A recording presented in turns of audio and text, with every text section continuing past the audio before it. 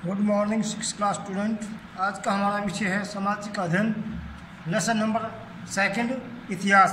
आज हम पढ़ेंगे पेज नंबर 68 मध्य पाषाण काल। इस युग में प्रमुख औजार पत्थर की प्रक्रियाओं के बने विभिन्न प्रकार की खुरचड़ियों व भेदक थे। इस प्रकार के औजार की सूचना पंजाब की सोन घाटी और मध्य प्रदेश की नर्मदा के किनारे सहित अनेक स्थानों से मिलती है। इस युग में शिकार में अत्यधिक सुधार हुआ।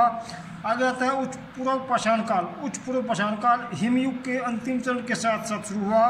अब जलवायु अपेक्षाकृत गर्म हो गई थी। इस युग के विशेष औजार बदेड़ व दक्षिणी थी। ऐसे औजार मध्य प्रदेश के भोपाल व झारखंड में छोटा नागपुर के पठार में खोजे गए हैं। नंबर 2 पे आता है आगे मध्य पाषाण काल। मध्य पाषाण काल का समय 10,000 ईस्वी पूर्व से हुआ और लगभग 4,000 ईस्वी पूर्व समाप्त हुआ। यह अब जलवायु शुष्क व गर्म हो चुकी थी।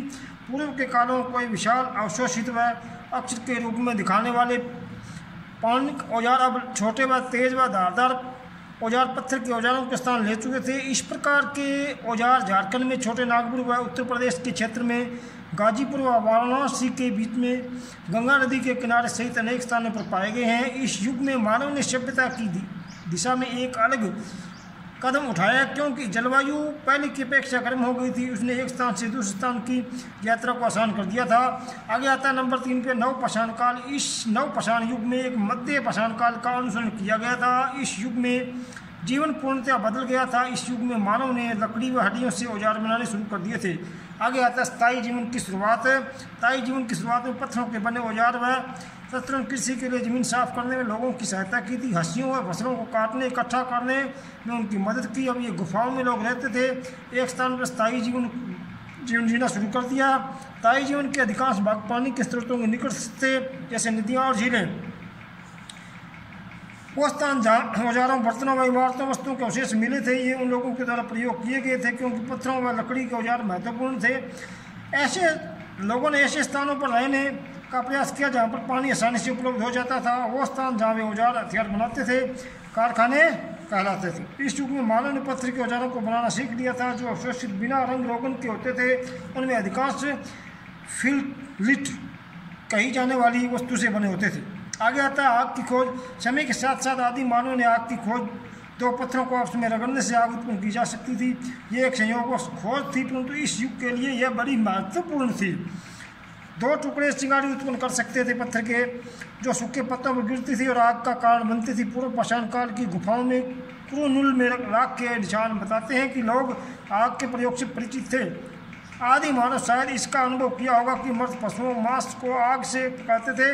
ये तुम्हें ताप देती थी और गर्म रखती थी। जब बहुत ठंड होती थी तो गुफाओं के द्वार पर जलती आग जंगली जानवरों से दूर रखती थी।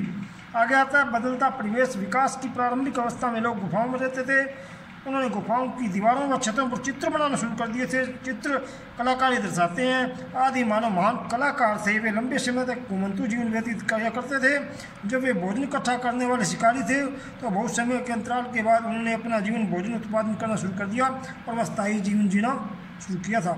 उन्होंने पशुओं को पालना शुरू किया, जिनका प्रयोग पूर्व में शिकार करने व मारने में करते थे। लगभग 1200 ईस्वी पूर्व अंतिम युग हिमयुग समाप्त हुआ था। संजीव चीज़ों का आविर्भाव, कृषि की खोज, पालतू पशुओं के साथ रहना वह पृथ्वी के वातावरण में बदलाव ने पूरे विश्व में विभिन्न प्रकार के घास के मैदानों का विकास को बढ़ावा दिया। अफ्रीका में हिरण समूह, ऑस्ट्रेलिया में कंगारू, USA में भैंसों ने इन घास के मैदानों को चरने का कार्य किया था। बकरियां, भेड़ बकरियां चौपाए पशु थे जो प्राकृतिक घास के जीवन यापन करते थे।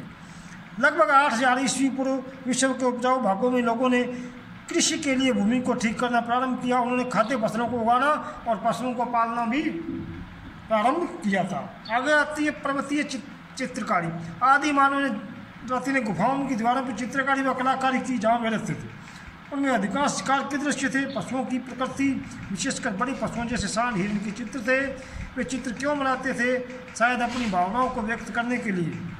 आगे आता है कि वे इनके अंदर